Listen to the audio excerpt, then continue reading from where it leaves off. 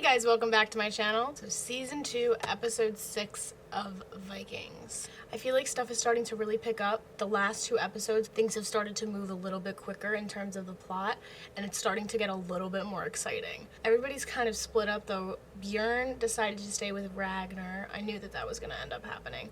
Lagertha ended up leaving and going back to her husband, who is a piece of shit. A couple episodes ago, Siggy was talking to, I think it was King Horik, and she was talking about how it's always beneficial to know the weaknesses of your allies. So that was an interesting quote that I thought I should keep that in my head, keep that in my mind for the next couple of episodes, because Siggy is not dumb.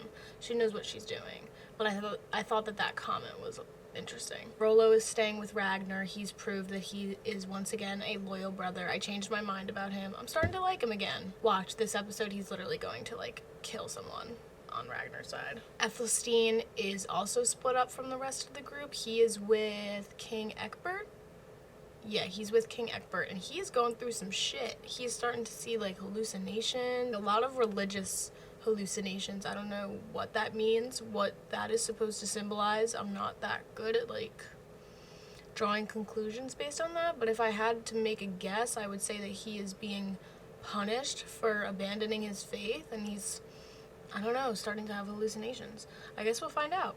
So without further ado, let's get started. I want my old position back. I am bitter, and I am angry. Everything I had, everything I possessed, everything that I was, has been stripped away from me. I want to know, will the gods ever smile on me again? The gods will always smile on brave women, like the Valkyries. Those furies who men fear and desire. Egbert never meant to honor his promises to you. We were betrayed, taken by surprise. It was a great slaughter. Erlander and I barely escaped with our lives. What about Athelstan? If he is fortunate, he died in battle. He was a worthless individual. No, he was not. Poor Athelstan. I think we should go back to Jarl Borg. He's licking his wounds. He's no longer as strong as he was, and yet we need him. We cannot go west without his ships. Who should go to Jarl Borg? I think it should be you, Rollo. After all, you know him better than anyone. Why do you invite me to your bed? Why do you tell me things about Ragnar? If Rollo rises, I rise also. And you need my help. My son is ignorant of the game, and strangely ignorant of other things as well. He's only been with a few women, and they were nothing. I want him to enjoy the attentions of an experienced, free woman. I don't like this. He's just watching his son have sex. That's weird. That's fucking weird, man. Why is he watching? My wife has returned to me. She went without my permission. But as you can all see, she has come back. And I love her for it. After all, what man wouldn't be pleased at the return of such a wife? You left my stepson behind. He's old enough to decide. Is it not enough that I came back? No. It's not enough. His father is Ragnar Lothbrok. A man so bloated with self-importance, he pretends to be descended from Odin. He doesn't need to pretend anything. You're still in love with Ragnar Lothbrok, aren't you? Wife. Yikes, man. She really can't do anything right.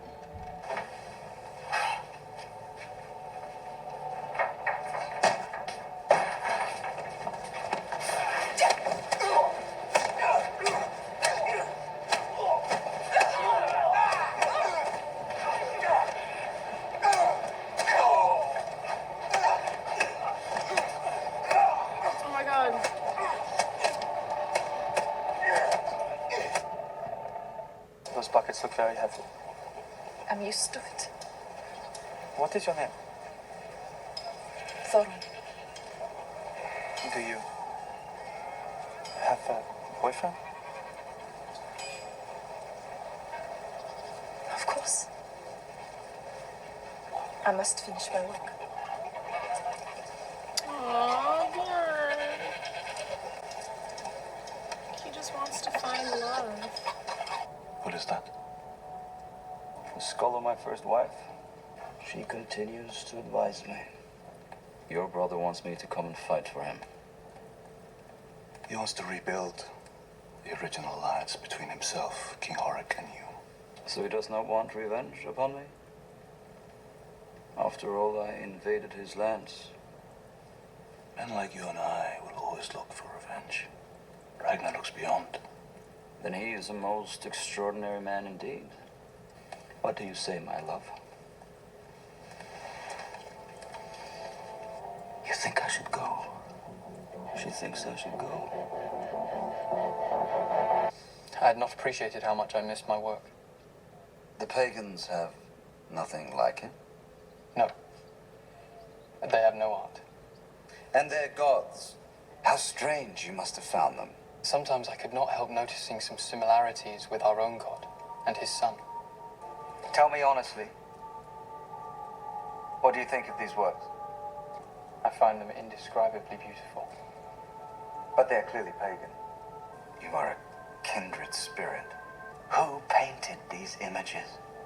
What race of man was ever so glorious that they filled our world with such, as you say, indescribable beauty? These images were painted by the Romans. They conquered these lands a long time ago. They conquered the whole world. But they were pagans. They worshipped false gods. These Romans knew things that we will never know. Their pagan gods allowed them to rule the world. What is the lesson that we can learn from that? Aw, he likes her. You thought those paintings were all that there was. But of all Roman things, these are the most precious. Tales of the Caesars. The fall and ruin of Roman Britain. Well, I've chosen you to be the guardian of these books and their secrets.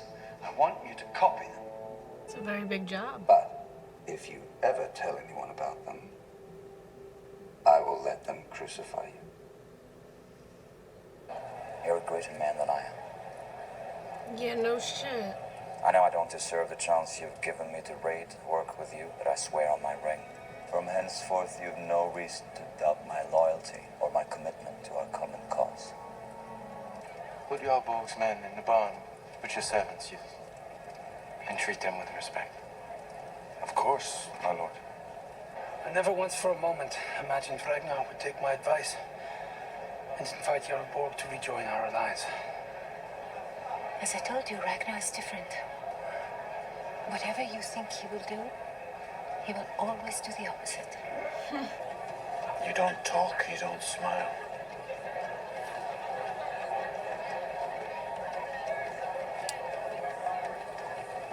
Oh my god. My love, you must do better than this. You know something? My wife has got the most beautiful breasts. I keep telling her. She has the most beautiful breasts in the world. They're like Freya's breasts. The breasts of a goddess. Let me show you.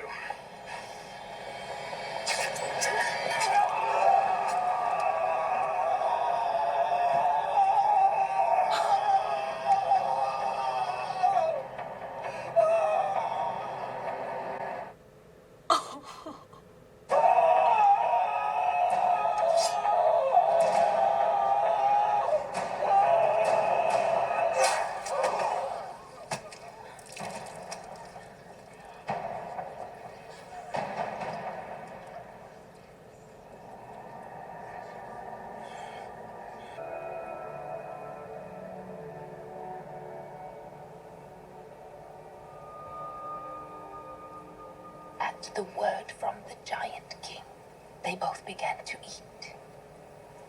Where are you going? Where's he going? What is happening, guys? What is happening? Yes, I can see. And I see an eagle. I see that an eagle hovers over you. I would say, proclaimed the giant king. Now you go to sleep. I don't want to. Why not? Because whenever you dream, you never know what is going to happen.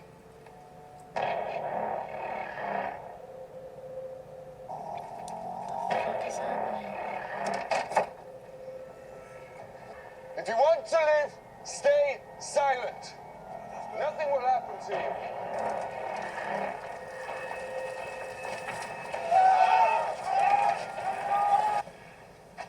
I don't want to order you. Is this what you want? Master?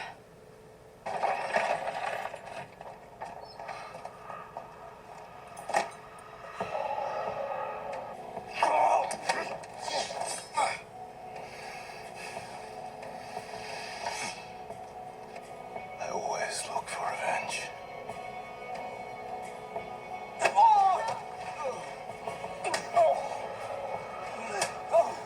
Holy shit. Why have you done this? Did you really think that I could ever forgive this man for threatening to kill my family? So what will you do now? Kill him. Since you consort with eagles, I will draw a blood eagle on your back. A blood eagle? No. And your rib cage will spring apart like wings.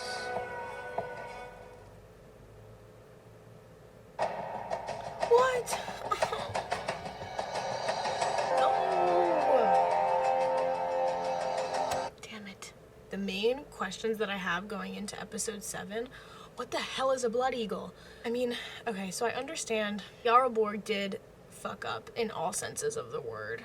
He invaded Kattegat, he attacked defenseless women, children, and old people. That was essentially who was left at Kattegat. He's not honorable, and I understand that he was pissed off that the alliance and the agreement was broken, but it wasn't because of Ragnar. So he should have been thinking with his head and not with his heart, I guess. I guess he's gonna get what's coming to him because something about a blood eagle. Ragnar said he's gonna like carve an eagle into his back so he could fly, right? Yeah, I don't know. The entire like last 15 minutes of this episode was a little weird. It was just like tension building up, but you didn't realize that it was going to be building up to that. So Rollo and Floki and Bjorn, I guess they were all in on this plan. All these men were in on this plan to get all of Jarl Borg's men in the barn, burn them to death, and then I guess kill Jarl Borg. But he's not dead yet. He didn't die at the end of this episode, so I'm assuming that he's going to be killed in some type of way in episode 7. Oh my god, and then we see Lagertha, MVP of the episode, maybe next to Rollo. Lagertha kicked some major ass this episode. She killed her husband. I don't even know what her husband's name was, and I don't even care because he's dead now, and he was an asshole. And that scene was really badass too. Everybody kind of just like looked at her after she killed him and was just like, okay. She didn't technically kill him, she just stabbed him in the eye when he was going to like do some type of power move where he like opened up her dress and showed everybody her breast area. And she was not here for that. She was not here for that. She stabbed him in the eye. That has gotta hurt. And then one of his men just finished out the sentence. So that was really interesting to see. I don't know what's gonna happen to Lagertha now. Does she just remarry? Does she become the Earl? Were women allowed to be Earls during that time? I don't know, but she technically killed the Earl, so I can't wait to watch episode 7. I really wanna know what this Blood Eagle thing is. As always, thank you guys for watching. Check out my other Vikings reactions if you have not already, and I'll see you for episode 7. All right, bye guys.